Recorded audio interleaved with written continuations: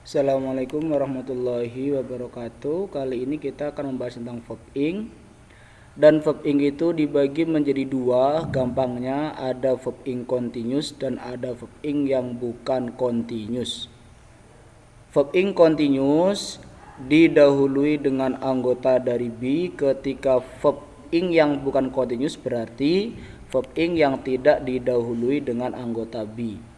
Oke, langsung saja ke contohnya. She was running.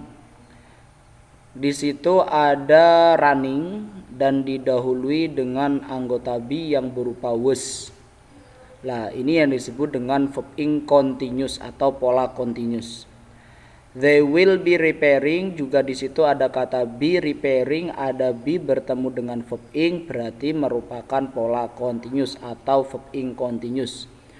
Sama juga dengan is moving, di situ juga ada be bertemu dengan verb ing, berarti verb ing-nya juga continuous. Bedakan dengan yang sebelah kanan, di situ ada the car running, ada kata running juga tapi tidak didahului dengan anggota be, berarti running di situ tidak berupa continuous ya, verb ing aja.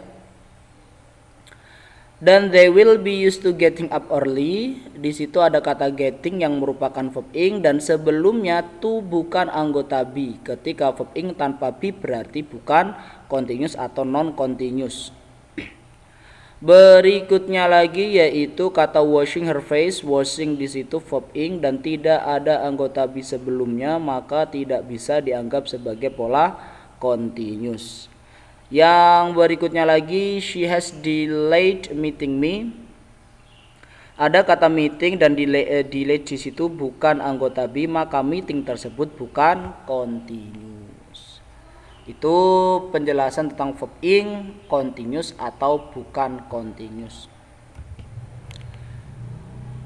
Dan untuk verb ing yang bukan continuous, maka mereka akan memiliki dua nama, yaitu gerund ataupun present participle, di mana gerund itu pasti verb ing, present participle itu juga verb ing. Lah, gerund itu apa? Yang jelas gerund ataupun present participle itu merupakan verb ing yang bukan continuous atau verb ing non continuous, akan dibagi dua, yaitu gerund ataupun present participle. Gerund adalah verb ing yang berfungsi sebagai noun. Lah, noun itu posisinya di mana sih? Di subject, di object of verb ataupun object of preposition. Intinya adalah verb ing yang sebagai subjek, verb ing yang setelah verb ataupun verb ing yang setelah preposisi, maka disebut sebagai gerund. Lah, sedangkan present participle yaitu verb ing yang berfungsi sebagai yang pertama adalah adjektif atau jatuh setelah noun. Dan yang berikutnya lagi adalah verb ing yang berfungsi sebagai adverb atau kata keterangan. Oke, dan lebih jelasnya perhatikan contoh berikut ini. Perhatikan contoh-contoh di sini. Knowing you more is what I want. Di situ ada is yang berfungsi sebagai verb, berarti yang jatuh sebelum verb adalah subjek. Berarti di situ verb ing-nya sebagai subjek. Verb ing yang berfungsi sebagai subjek maka disebut dengan gerund.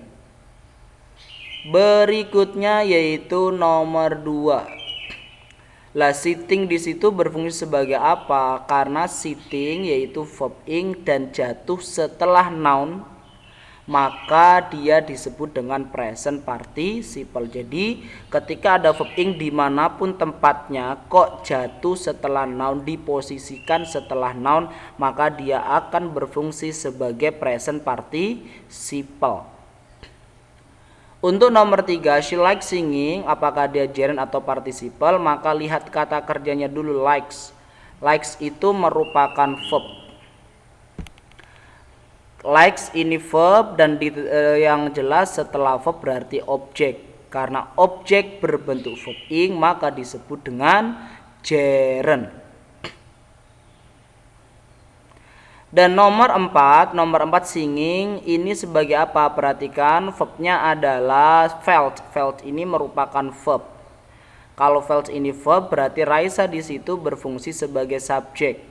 Ketika sebelum subjek ada koma, maka sebelum koma berarti sebagai adverb. Lah, sekarang kita perhatikan dari penjelasan dari slide yang tadi, ketika ada verb ing yang berfungsi sebagai adverb, maka masuk dalam golongan present participle. Selanjutnya yaitu nomor 5. Sama juga. Tapi nomor 5 ini dia masuk dalam golongan gerund karena di situ ada after yang merupakan preposisi. Ketika kita menemukan verb ing diletakkan setelah preposisi, maka verb ing tersebut berfungsi sebagai gerund. Jadi ingat polanya, gerund adalah verb ing yang berfungsi sebagai subjek, sebagai object of verb ataupun object of preposition.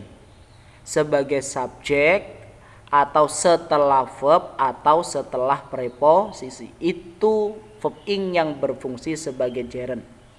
Sedangkan verb ing yang sebagai present participle dia diletakkan setelah noun atau berfungsi sebagai adverb, dan posisi adverb itu salah satunya jatuh sebelum subjek. Jadi kalau ada subjek terus koma, terus verb sebelum koma ada verb ing, berarti verb ing tersebut pasti berfungsi sebagai present participle. Oke, semoga bisa dipahami. Assalamualaikum.